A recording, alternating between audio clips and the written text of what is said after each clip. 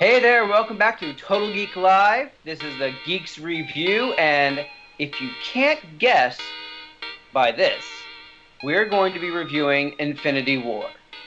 That is what we're dealing with, what we're recovering from, and we've got some feels about this, so Thanos, sit yourself down and let the geeks talk.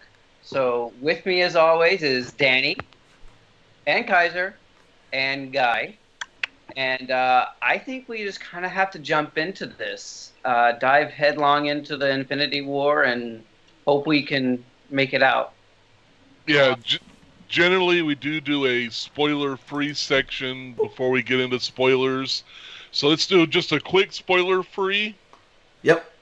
It's I got not the gonna graphic last up. Long, I can assure you. Yeah, right no, now. I let's just spoiler free like 1 minute. It's going to be like, it happened. Now let's talk. There's a movie, it was called Infinity War.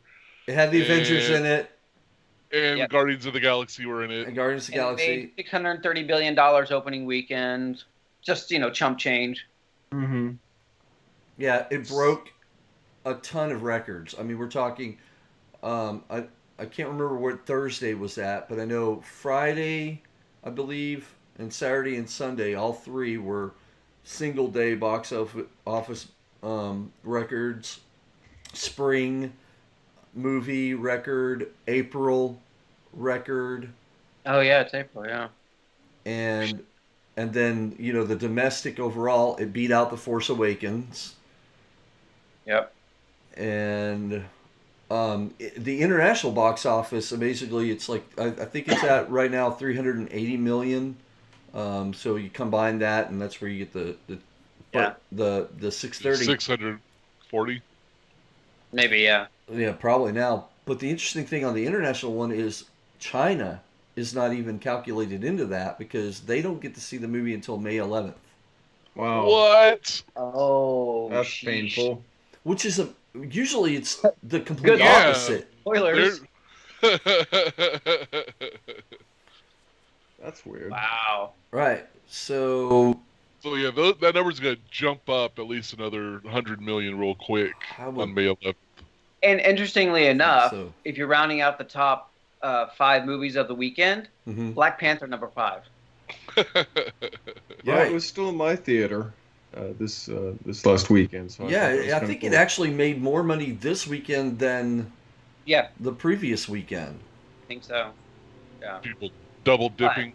You could have a Black This Panther is not double about feature. Black Panther. This is about Avengers Infinity War. That's right. And guys, I think it's time for us to jump into the spoiler section because I can't hold on any longer. I got all the things happening. Okay. All right, so flash that spoilers. We're in spoilers. Look at this. We are in spoilers right now. So, You've been warned.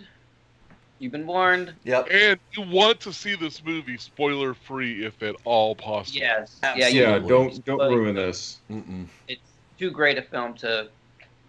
Yeah. But yeah, like a fancy car attachment, we're all into the spoilers now. So, guys, how do we even do we just go like scene by scene on this and start from the beginning and Oh talk? man, I mean, what? So it opens up right at the end where Thor Thanos' Ragnarok. ship, Thor Ragnarok, right? Yeah. everybody's dead. Just about. Yeah. There's no Valkyrie, No. so I assume she's dead. Or There's no Thor. There's no. I mean, no more- Korg. Meek or Valkyrie. So what? I need some Matessa in my life. Right? But that's going to be a side story. I can already feel that. Yeah. Yeah, I'm guessing escape pod somehow, some way, or maybe they're hiding on the ship somewhere that. That's possible, but they also remember Thanos is about order and balance. So he kills half the population and lets the other half go. So we could have Tessa, Valkyrie and Korg and Meek with the other Asgardians as half of As them half being of it, saved. right? Yeah. At least they would have a protector. Right. But That is a possibility. shouldn't he know that Asgard just got destroyed, and he should have just let them all live for balance. Nah, he wasn't too concerned about all that because he was busy getting the space or the Power Stone from Xandar. And now he's Right? getting We one. didn't even get to see that. Him No. taking on the whole Nova Corps. I know. I talked about that with Baltimore, and of the few little issues I had with this movie, that was one of them. I'm like, couldn't you give me 10? You know, they could have added just 10, 15 minutes of more movie on top of this. It still would be under 3 hours, and we could go back and see Xandar, and see him acquire that stone. Even if 5 seconds of him like crushing John C. Reilly's head as he's holding the Power Stone, Or you know. Nova Prime. Yeah. Yeah, that's Well, how I they would didn't figure. Because Glenn Close, right? Yeah. Well, they didn't waste any time with starting this movie as it was. Already you could hear the distress signals starting, and it's like they're already doing the Marvel start. And it's like, we're not in the movie yet, and they're started. It was so packed full of stuff they couldn't wait. Right, yeah. It's pitch black in the screen, and you hear that. An interesting note, do any of you guys know whose voice that was doing the distress call? Was it Kenneth Branagh? Yes. Yeah. Oh. He directed the first Thor movie. Yeah. So that was a nice little Easter egg thing.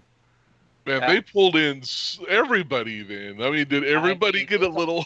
Right? Get a little bit of love. Not everybody, but a good amount. And I thought that was a neat little, just a little thing. Mm-hmm. Oh, that's awesome. Yeah. I didn't know. But, I mean, talk about impact. I mean, you have Heimdall, yeah. And I mean, so why did he send Hulk off and not Thor? Because he knew that Thor was needed there. And Thor can survive space too. If Hulk was at this point, he was Banner, right? No, he was still Hulk. He was Hulk. It happened right after Hulk fight.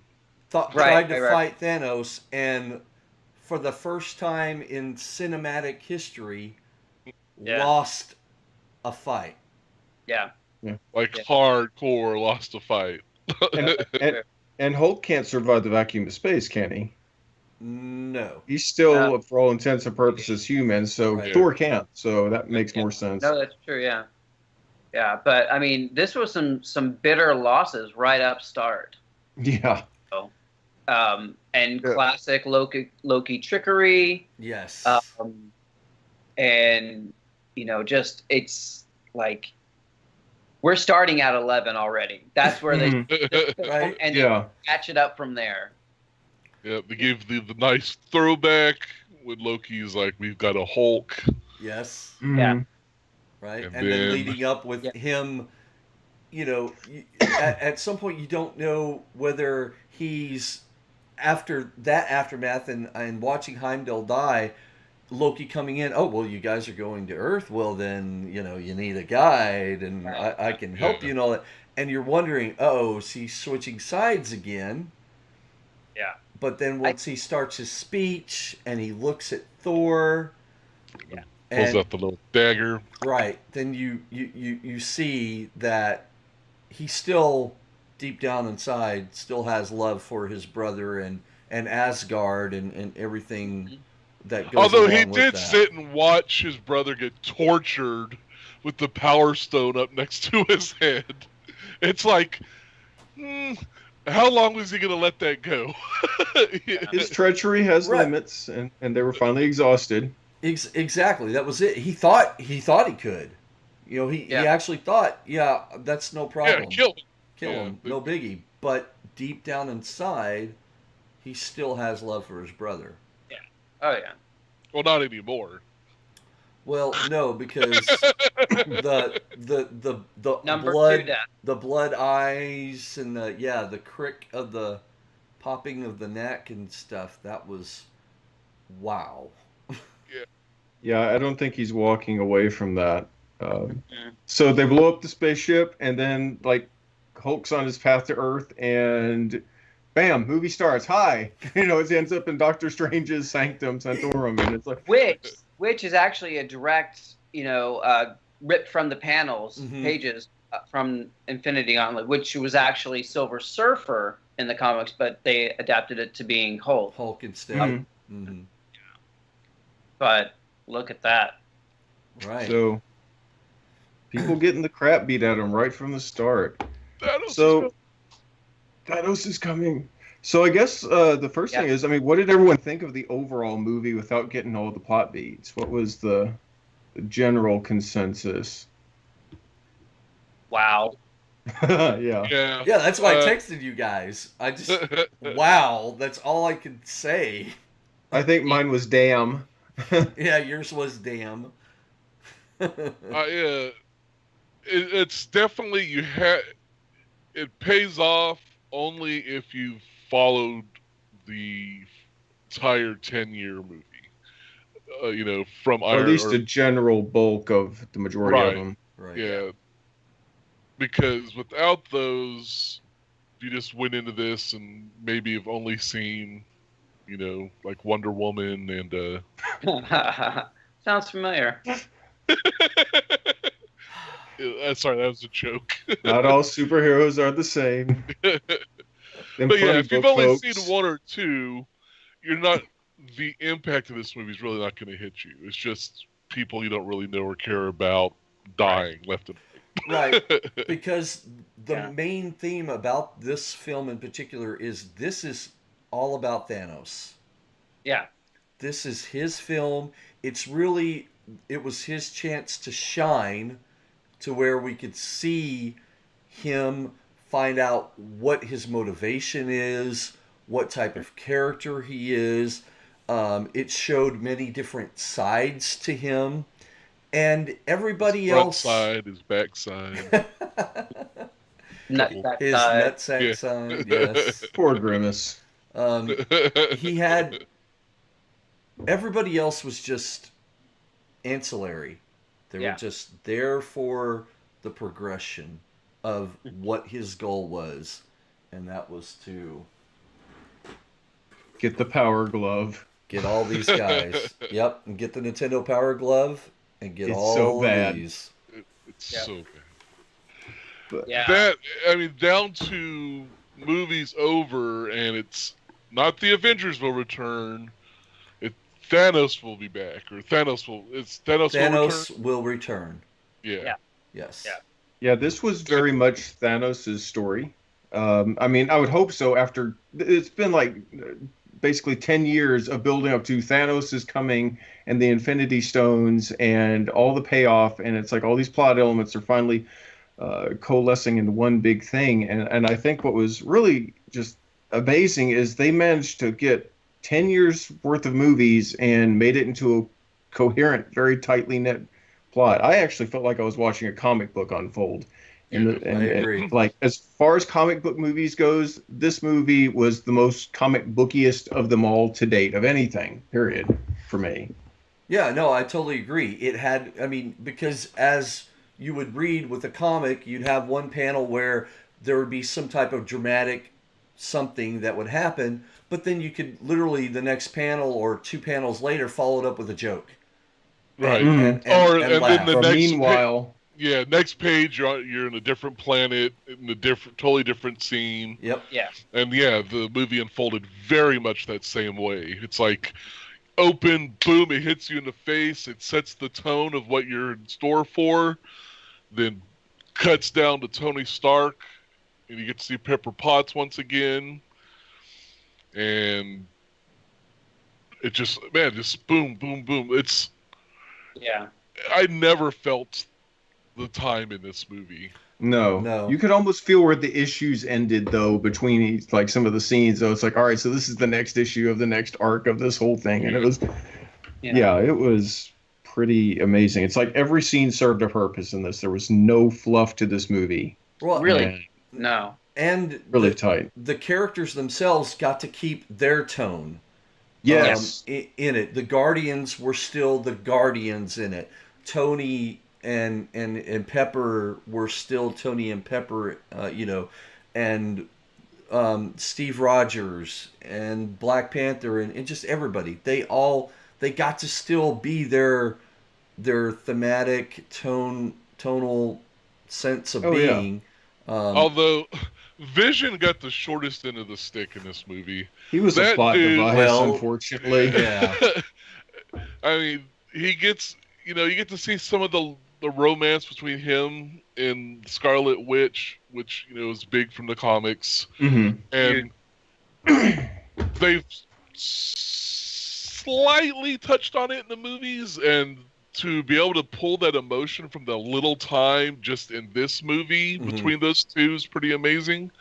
But man, he's stabbed right away, and as soon as he's healed, he's being operated on, and then he dies twice. Yes, right.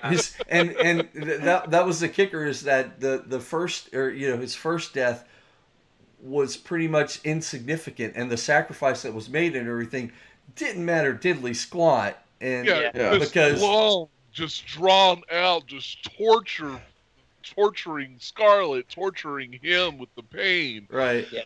It just on and more and more and more, and then boop, nope. Seriously, how rotten is Thanos? They have this touching, meaningful death scene where I love you and I love you too, and I feel you, and it's this sad, sweet scene. It's like, nah, I don't like that. Boop, brown, crunch, garbage. Well, of course, because he took his sweet, precious time walking towards them while all that was going, because he was doing. He's like, you know what? I'm gonna let them have it, but I'm gonna f them up at the end of it. Yeah, that's cute. Bye bye.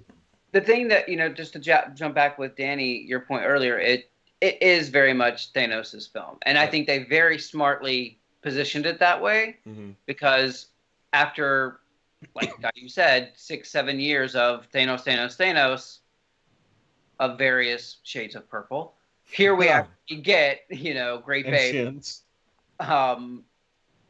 And it was a brilliant performance. Yes. I was not expecting to have that kind of connection to Thanos, to be honest. He was vulnerable, he was vindictive, he was all those things, but you could understand him in that. He's like Killmonger. Yeah, Killmonger. Right, exactly like Killmonger. You understand his motive. Yeah. It makes sense. Is it right? No, but he has a point. Yeah. Correct.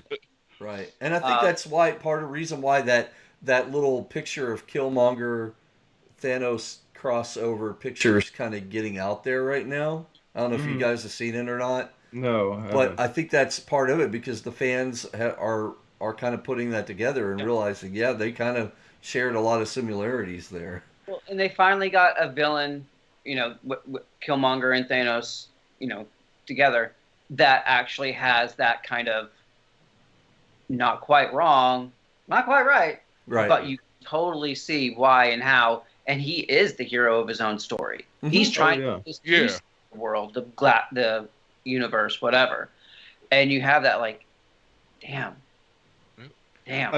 I felt this was a more practical Thanos than in the comics, where he's not simply trying to please death. This is him trying to cull the universal herd, and to him it makes sense. And in weird moments, it's like, okay, I can kind of see where you're coming from. It's like, no, what am I doing? That's terrible. And then he's just like,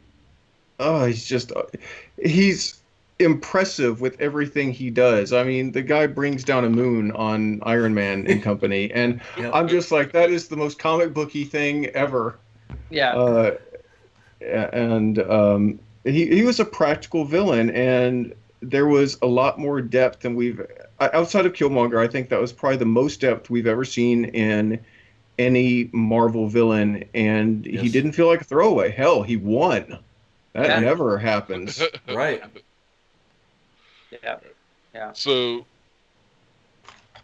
we have Iron Man, Pepper Potts, Doctor Strange finally meets Iron Man.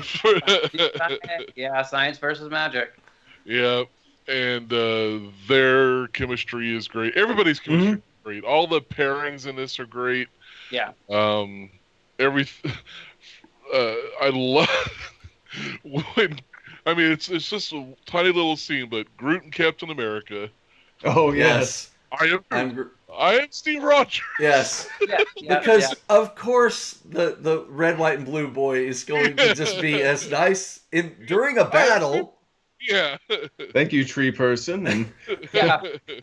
that's even how Thor introduced him. I'd like you to meet Tree. Yeah, And Tree. so- Yep. Yeah. Yeah, and that's just the lightheartedness of it. We're in this intense battle, but let's throw some humor in there. That's what comic books are all about. Mm-hmm. That, and I did fear going into this that, because I mean, Marvel's been heavy on the jokey, especially with Thor Ragnarok. Mhm. And I was like, I know each movie that was a comedy, and one's a heist film and one's a spy thriller, and I get that, but the jokes have been a little bit more and more, and I was afraid that this was going to be a little heavy-handed, and so I was happy to see that all the jokes were within character for the most part. The Guardians had the majority. Of the laughs. The laughs, as well as Thor, given he just came out of the comedy as well. Mhm. And usually with the Guardians getting the laughs. Mm-hmm. And Iron Man and Spider-Man were quippy, Mm-hmm. but it never felt like too much, or they didn't let you mourn, without giving you a quip. Mhm. Yeah. The jokes landed well. I felt that they just kind of added and kept it light, because this is a super depressing story in a lot of ways. Especially it's this race against time and everything ends, or at least half of it ends. And, it kept it light enough, and, it's hard not to think of like Guardians of the Galaxy not being funny. I mean, I was laughing every time Rocket got obsessed with cybernetic body parts, especially with Winter Soldier. I know, Yeah, it's like, that arm. I'm gonna get that arm. Yeah, get that arm. Yeah. Maybe not now, but yeah. No, and it was nice to see all the unexpected pairings. You had the grouping of Doctor Strange, Iron Man, Spider-Man. That was great. And then when they came into contact with the Guardians, that was even more fun. Right, Yeah. they're fighting each other. Yeah, of course they fight each other. Classic superhero, trope. To meet, they fight, and da da da da. Yeah, because they just assume the other one's the bad guy. Yeah. They kick names and take ass. Yeah, that's right. And that look after was what sold it for Spider-Man and Iron Man were just like, Yeah. We got to see the Iron Spider suit. Yes. Yeah. yes. Oh, so And then radical. when you an Avenger. Yeah. Mm-mm. And he tried to kind of look serious, like you see him kind of just grinning, but like, oh yeah, I'm an Avenger now. Right. I did, I have not been a fan of Gamora in her two outings before, because she is not the deadliest woman in the universe as she's supposed to be. Mm-hmm. I had a challenged opinion of her. This didn't change it completely, but it gave her a lot more depth and layer to her. Mm-hmm. The scene between her and Quill, and that, the moment, you have to kill me. You have to kill me. You cannot let Thanos get me. You promised. Yeah. Yeah. That, you're like, oh my God, I know this is gonna happen to me. And it was like, yeah. And then that whole scene where they're playing out in nowhere, and what happened to Mantis and what happened to Drax are directly from the comics. Right. What the happened rally. happened to Wolverine, Mm-hmm. and then I can't remember. I feel like what happened to Drax was Thing or someone else, but I mean, like those are both pulled from the comics. What happened to them, and then Quill and Gamora and Thanos there, and you're like, oh my god, and it gets you, because you're like, right, because it's the characters are coming up to the point where the next move that they make on this chessboard is everything against their character. what they have and everything, and they're willing to sacrifice their own character and their beliefs and everything for someone else that they love. There was a lot of that I noticed. There's a lot of it, yeah. You got to kill the person you love was like the running theme of this movie. Right. Yeah. And yet, who is the one there to nullify that whole act? Thanos. Yeah. And one of the things I noticed, like each Infinity Stone seemed to be traded for a life. I mean, there was like the Thor, his life was traded for a stone. Gamora twice, essentially. Iron Man, Vision, each of their lives were traded for an individual stone. And I found that very interesting that they chose to do that.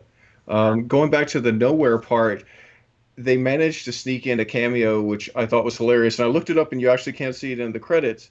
They in one of the collector's display cases, they had a very blue Tobias Funke from Arrested Development. That's what I heard. I didn't get to see it. I saw him, and he's sitting there in his never nude shorts, and he's blue. I saw Arrested Development in the credits. I'm like, when did that happen? The collector got Tobias. Wow. That's super strange. Funny. What's even funnier, that's not the first time either. Civil War had the blue family stair car in it. Uh-huh.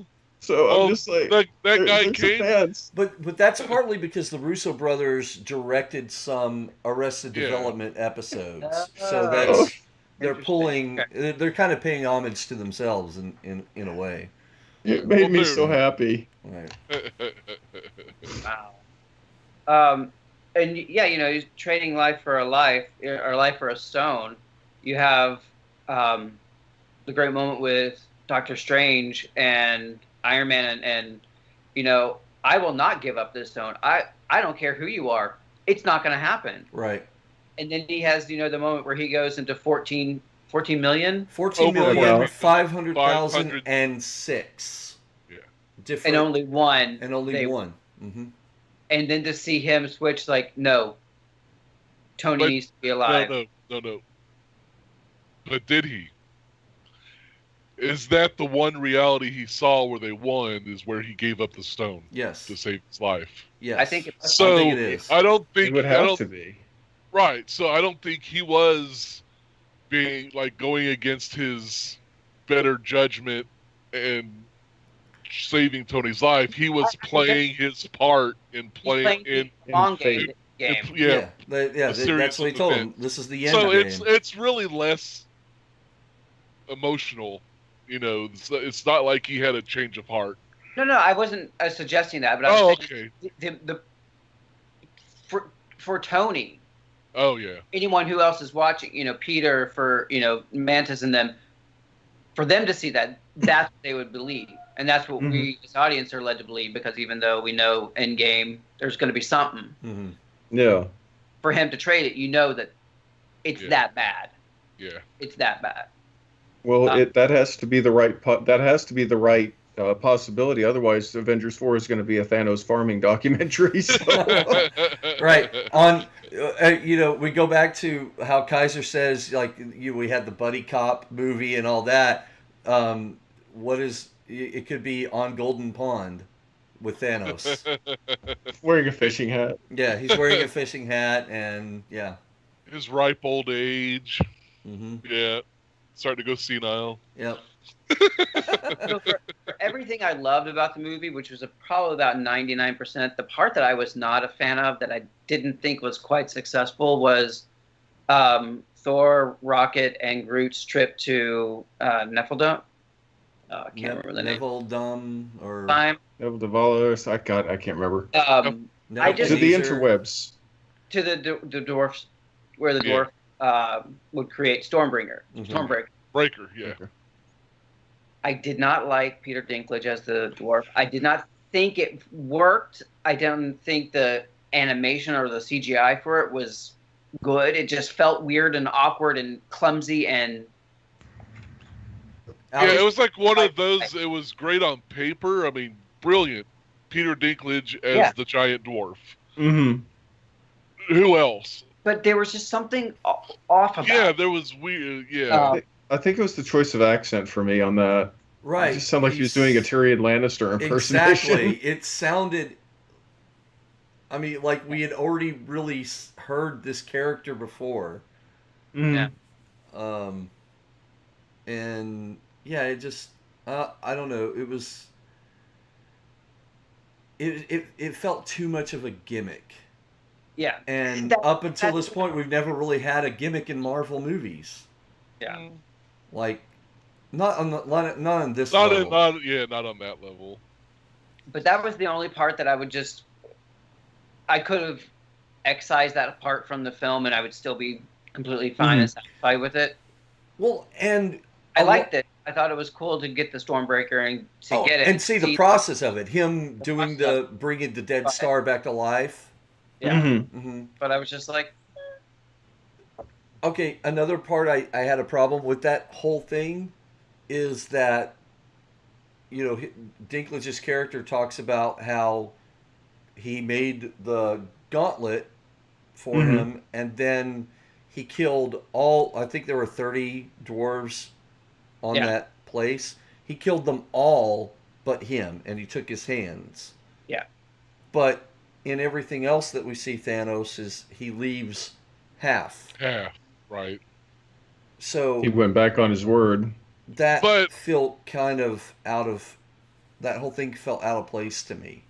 Yeah, except for that's Thanos protecting his ass. He should have just killed them all. I guess he just couldn't bring himself to kill them all. But basically, it's like, these are the weapons that can hurt and defeat, that can hurt me. I can't allow anybody else to acquire them. You all have to die. Right. But I guess that's his humanity in leaving one alive. I don't know, but his weird hang-ups, his sense of justice. Yeah. Right, because that particular dwarf may have, because the act of him following through and making and creating the gauntlet, Thanos thought that as you did me a favor, I'll do you a favor. I will spare your life. And who's to say in that snap half of them didn't come back? Yeah. Well, they were already dead. They were already dead. He didn't bring. They got less dead. I don't know. Why can't he bring them back to life? It changes reality. I thought it only took away half. He was only killing people. He wasn't bringing people back. Yeah. But let's get back to get this man a shield. The Wakanda battle. Holy crap. We get Winter Soldier with his arm. Yes. We get, Shuri. Oh, what were you going to say? Oh, yeah, we get Shuri back. Oh, yes. We get Bruce Banner in the Hulk Buster. Which is awesome. But they changed that from the trailer, and I saw the trailer again today, because in the trailers they show Hulk as part of that crowd scene. Yeah. So they did a nice little switcheroo. Yeah. Ah, okay. I'll have to look at that again. And in the nitpicking, as amazing as some of the CG in this, most of the CG in this movie is, and the characters like Ebony Maw looks amazing. Yes. And his character was amazing all throughout. But yet they can't get Bruce Banner's head inside the Hulk Buster to look right. Kind of looks a little bit goofy. Yeah, I mean, that looks like if we did a green screen, that's how it would look, I'd hope we do better, but... Yeah. It just, So the whole Wakanda Battle of Helm's Deep level. Yeah. That was because you get the chance, you get to see some of the characters that you just were introduced in Black Panther and that you love, and that camaraderie and everything. I love the fight between Proxima and Black Widow and Okoye. Yes. I mean, it was phenomenal. Like, it was great to see those awesome fighters together, kicking butt. Yeah. Did they at any point address why Black Widow had blonde hair?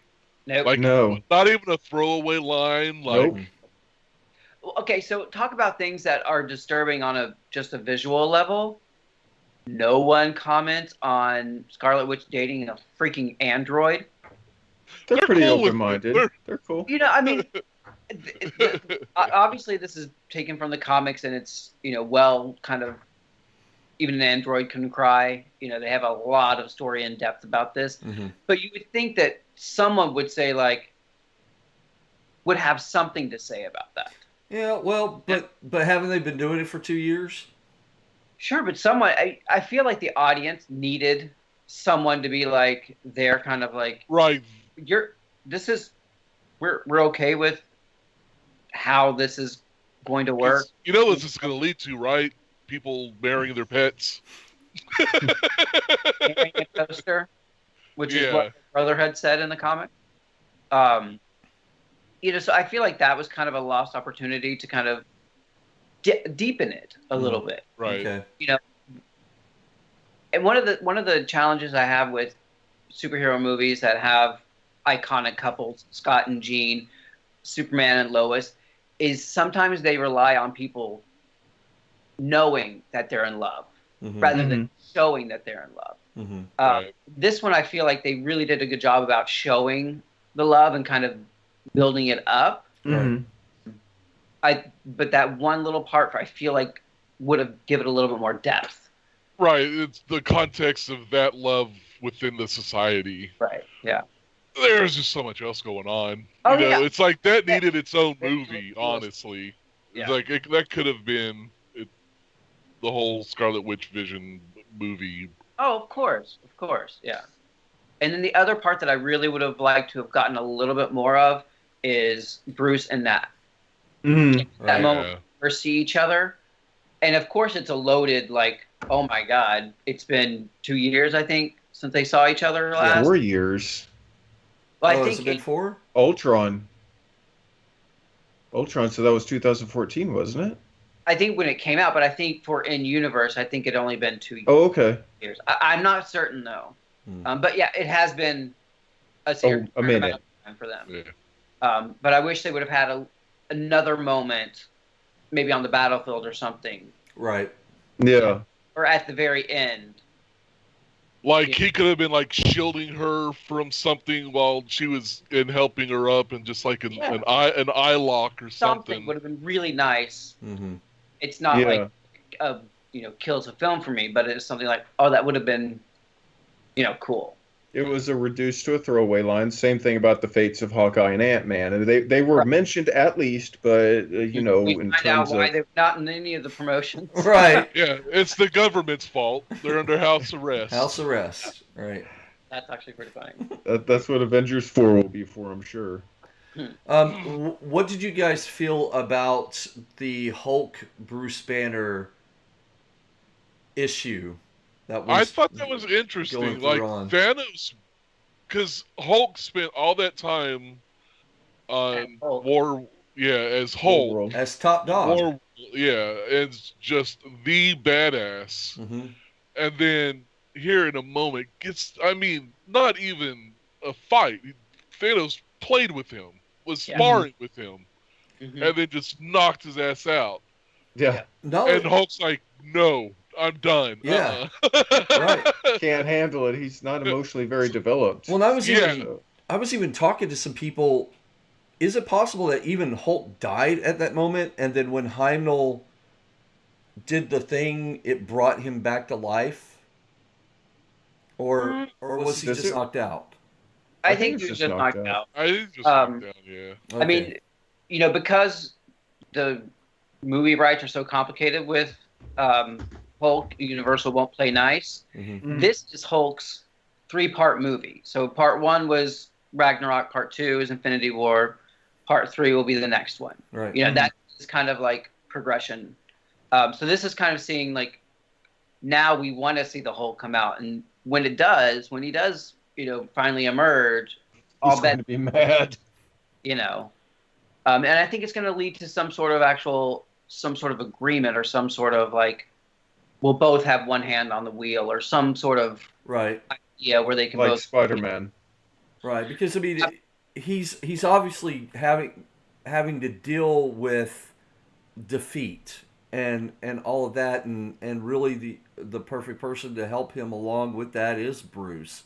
and can help him, be like, well, you know what, I failed at experiments at times and made my own mistakes. I mean, we're together. We are kind of one of my mistakes, and yet good has come out of that. And yeah, I could totally see that, and I think that would be a great story arc. But yeah, as I was saying, I mean, this is great because this gives Bruce Banner a chance to merge his intellect with something that will give him the strength of the Hulk, and he does it well, even if he's clumsy and unfamiliar with the armor initially. He kicks butt several times at the end, and he's very instrumental in those final moments of Thanos. And it's interesting as Bruce, who we've always seen as kind of meek and kind of, I don't want to deal with like physical things. Oh yeah, to doing see the hand kind of thing. enjoy and shine and like get into that. That was kind of a cool kind of progression for him. Banner got to relax without having to worry about, am I going to turn into a monster? He got to be himself for probably the first time in years. Yeah. Okay, so what do you guys think about, or what were your takes on Thanos' children? Ebony Maw, Corvus Glaive, Proxima Midnight, and then what was the big guy? Cull Obsidian. Cull Obsidian. Yeah, Okay. Called Black Dwarf, but they changed it. Gotcha. Gotcha. Yeah.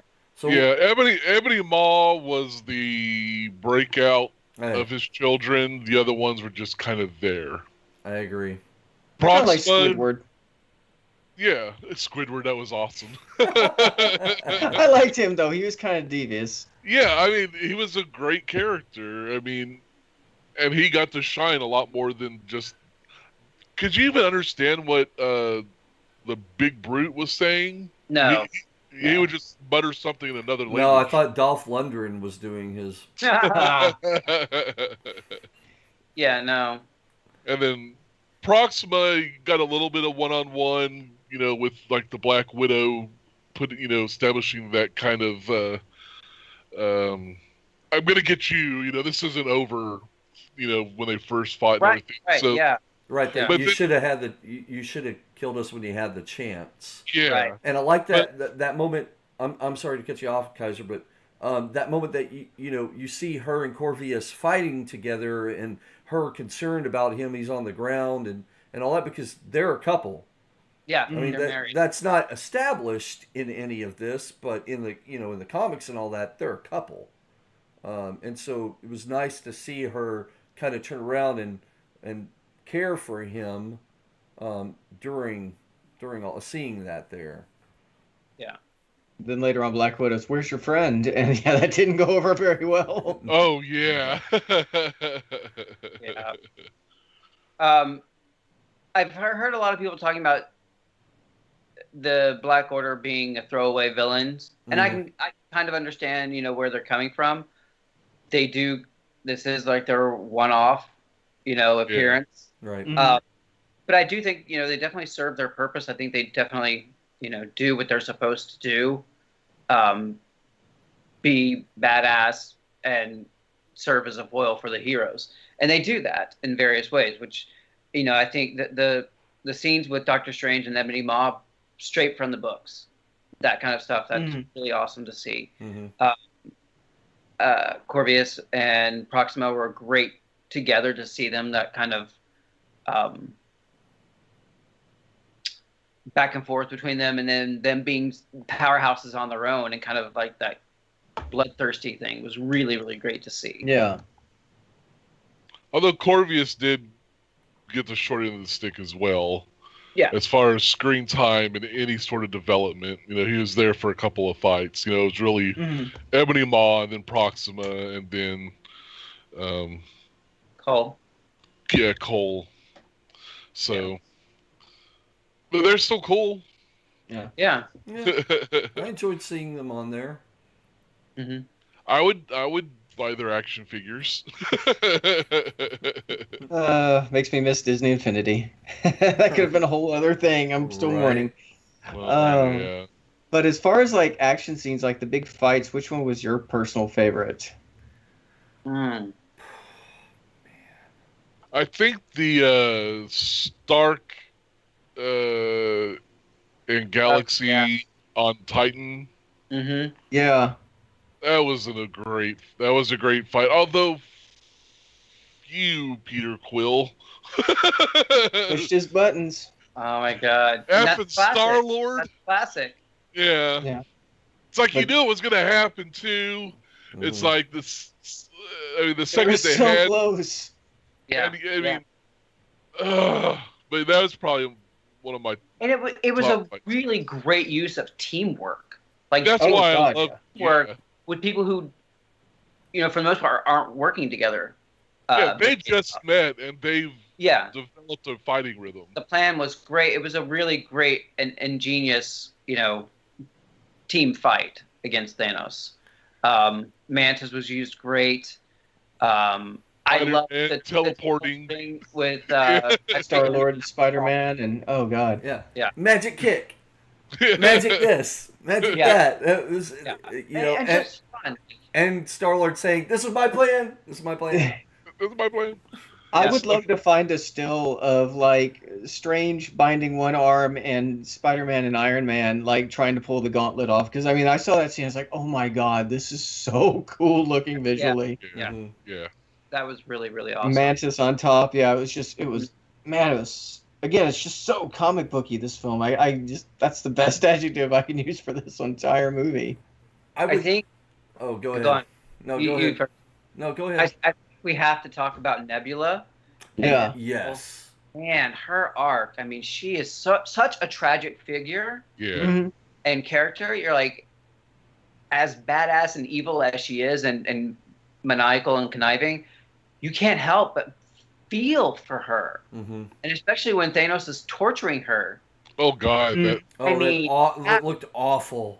Yeah, and like that's another daughter, another Yep. child of Thanos, and to see, Gamora have to witness this, it's just Which actually gives Gamora, because I've seen some people talk about how Gamora was kind of clueless when they went to get the Soul Stone and not putting two and two together Yeah. about him loving her. Mm-hmm.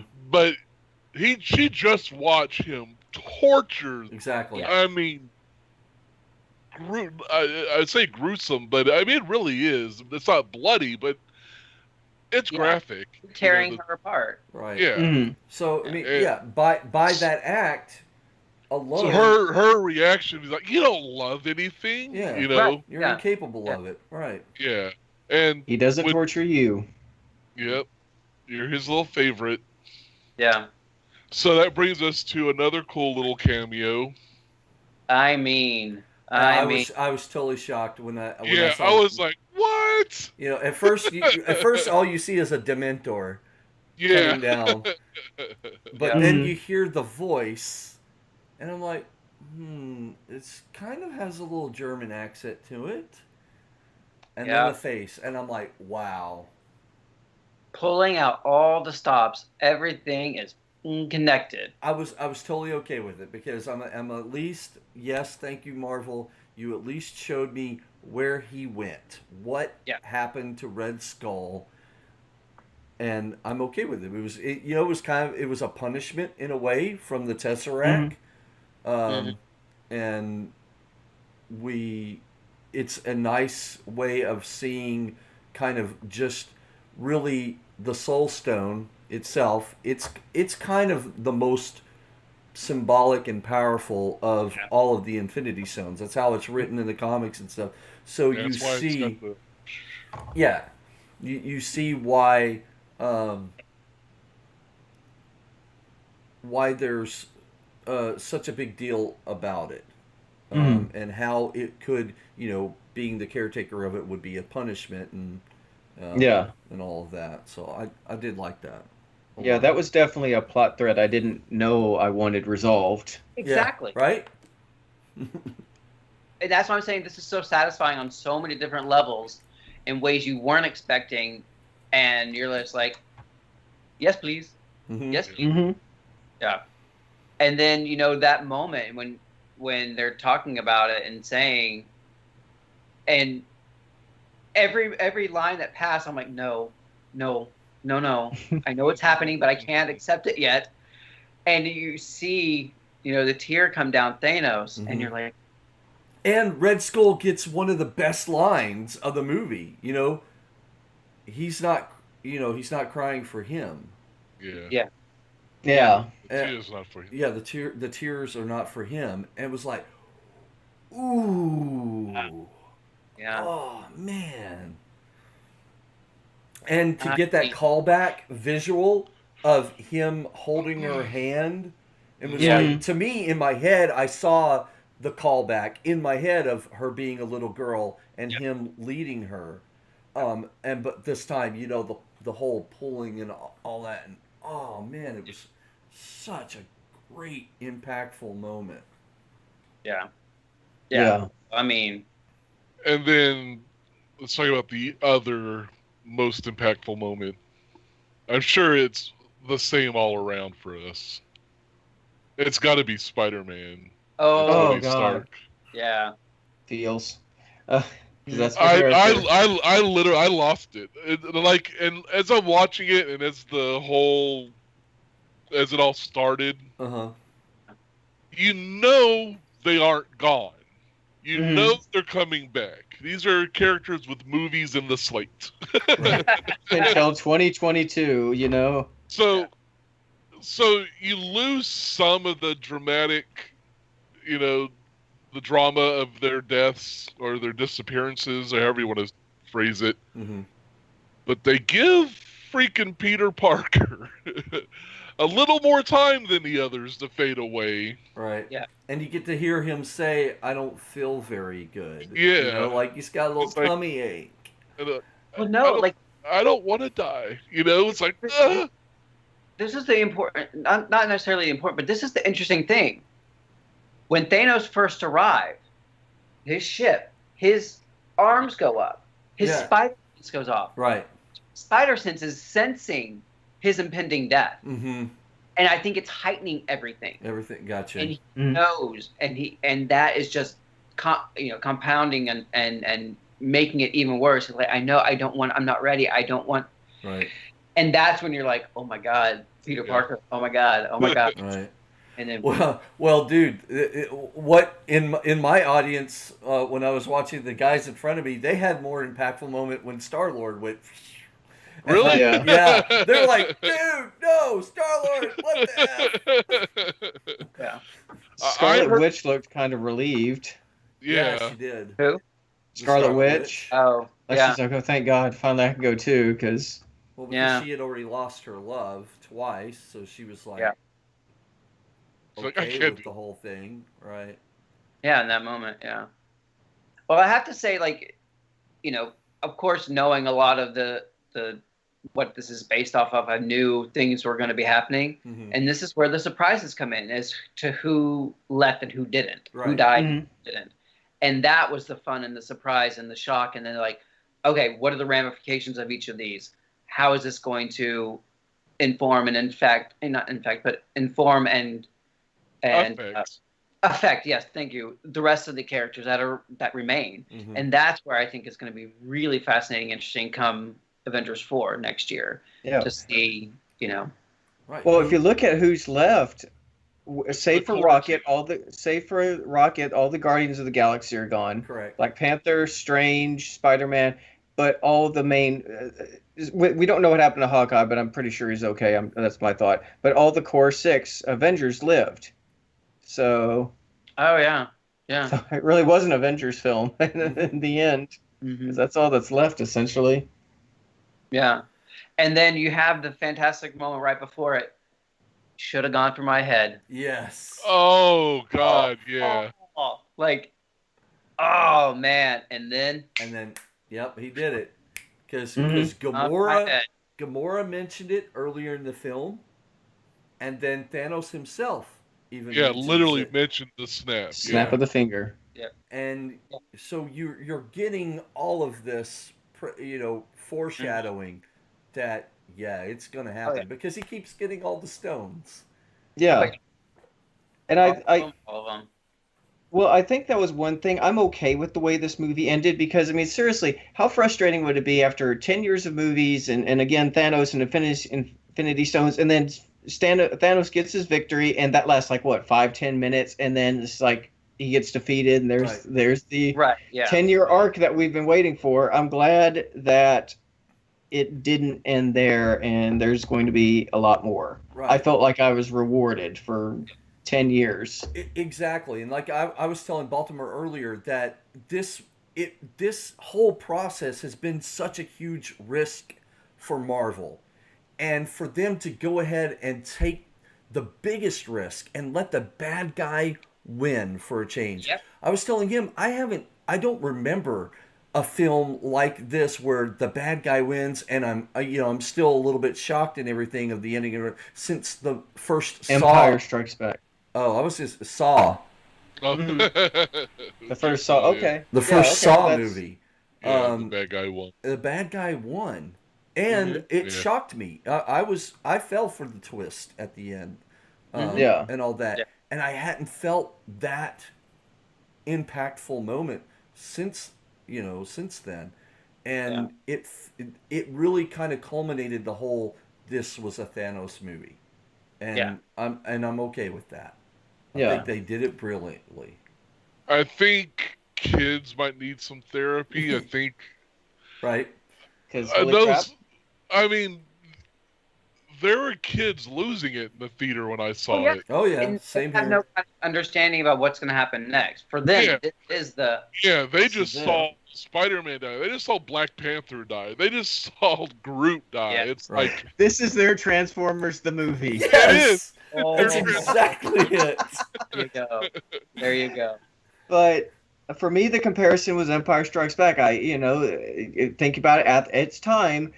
All the heroes got their asses handed to them, and the bad guys won, and their fates were uncertain. And this was Marvel's Empire Strikes Back to me. Mhm. And now I have to see how they're going to wrap this up.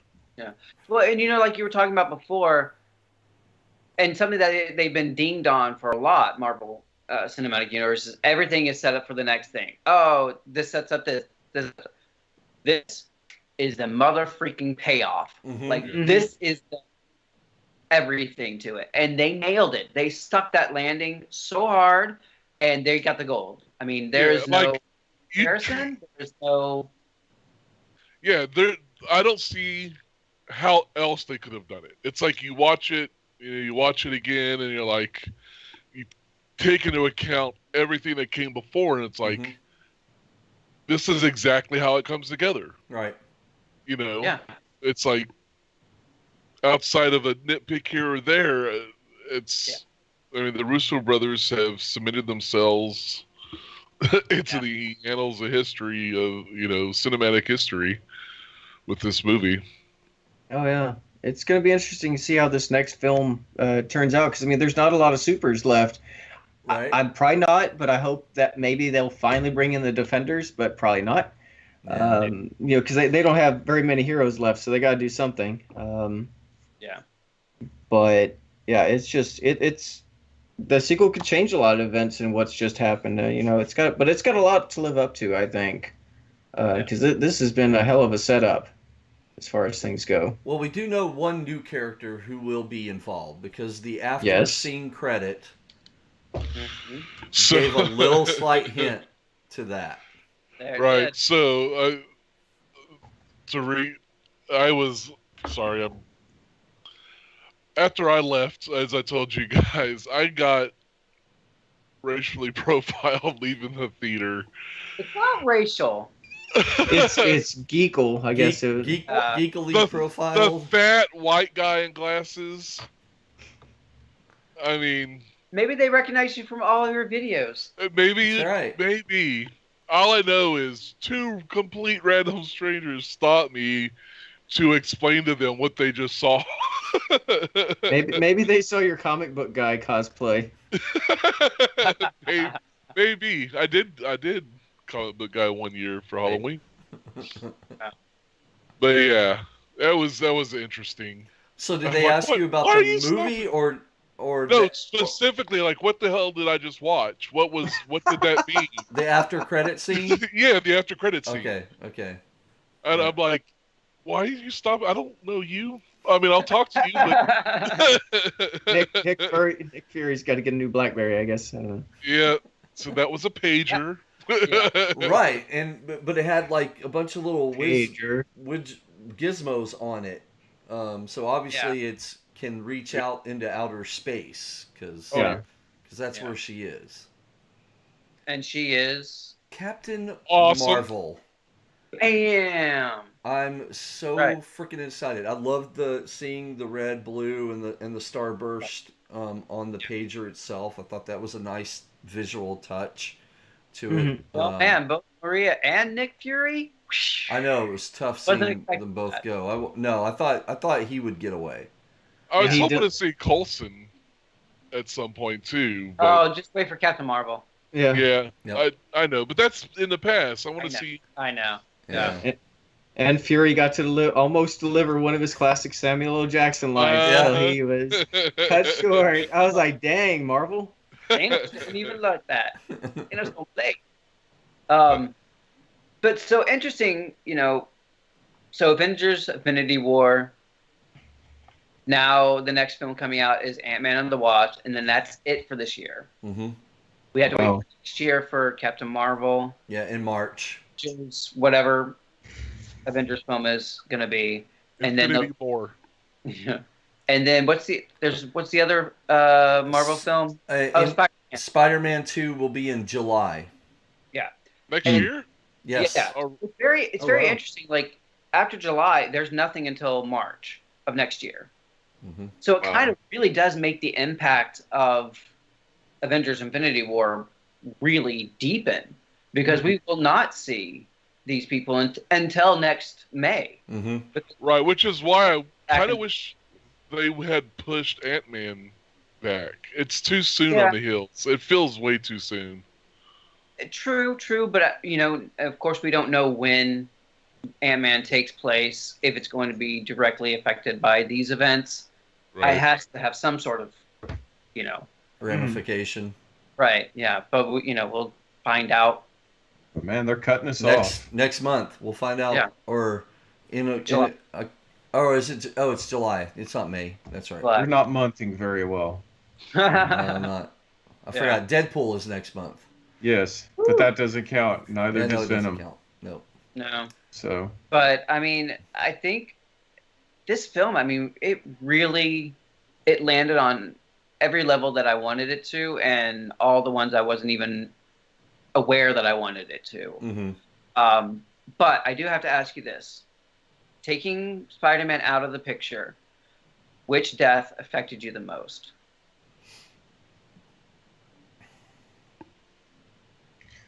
Who? I don't know. Falcon kind of made me sad in the sense that just, Rhodey was looking for him. He's like, Sam, where are you? And he basically died right in front of him. Yeah. Basically walked through his ashes. Yeah, I mean, if he'd been there 2 seconds before, he would have seen Sam die. And I was just like, oh, man, that's so sad. Yeah. Vision, just because poor dude. Twice. But you know what? I'm really hoping for him coming back as Pale Vision, all white Vision. I would love that to happen. Well, you saw the color leave him. I know. That's why I'm like. Yeah, let's cross our fingers. Well, I mean, there's a good chance because what's her face is still alive, I think. Like T'Challa's sister.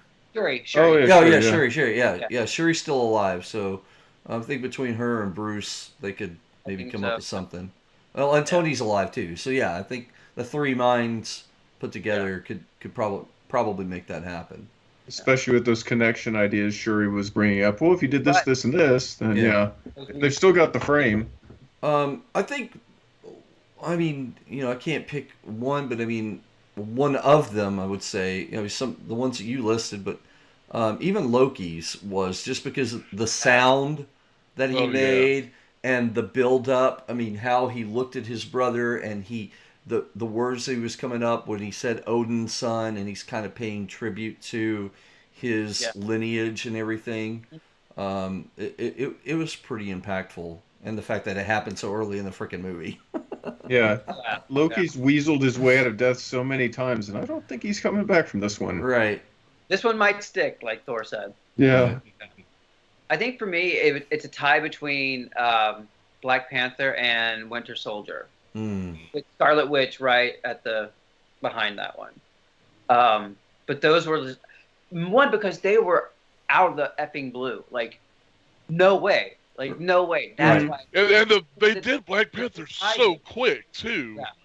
Like as huge as he is in the movie, like as far as movie sales and like the social conscience, right? To have him just vanish so quick. Yeah. Oh my God. But it left. I forgot his lover's name. But her reaction was amazing. Horrified. Yeah. And this is the second time Rockets had to watch a Groot die. So right. That was pretty rough for him. And he just seemed. You could just hear his heart breaking. I was like, oh. Yeah. Yeah. It's encompassing. It's set a new bar for event movies. It was just immensely satisfying. It was over the top. It managed to balance itself without crushing under its own weight. I hope the sequel will do the same for Avengers 4: Thanos: The Hands of Fate. I'm like crazy excited to see what they're going to do with Part 4 now, because this has really invigorated the whole superhero thing for me. Yeah. I wouldn't be surprised if they title it Endgame. Oh, yeah. For Doctor Strange's, we're in the Endgame. Which would be fitting. Yeah. That'd be nice. Who knows? So, so I think we've kind of beat this Infinity War to, dust. That's why it's called Infinity. Yeah. We really, clearly enjoyed it, loved it, got a lot out of this film. But we want to hear from you. We want to hear, what you thought about this film. Were there any moments that we didn't talk about that you were like clamoring for? Was there anything that kind of surprised you or kind of caught you off guard that you weren't quite sure about? Ask us. We'll be happy to, talk about it with you further. But, we're here to tell you all about Infinity War. I think we did a great job with that. We just want to say it's all geek to us. And Thanos, you better watch yourself. We're not dead yet. We feel happy. We feel happy. It's only a flesh wound. Quiet, you. Get back on the cart. I got better.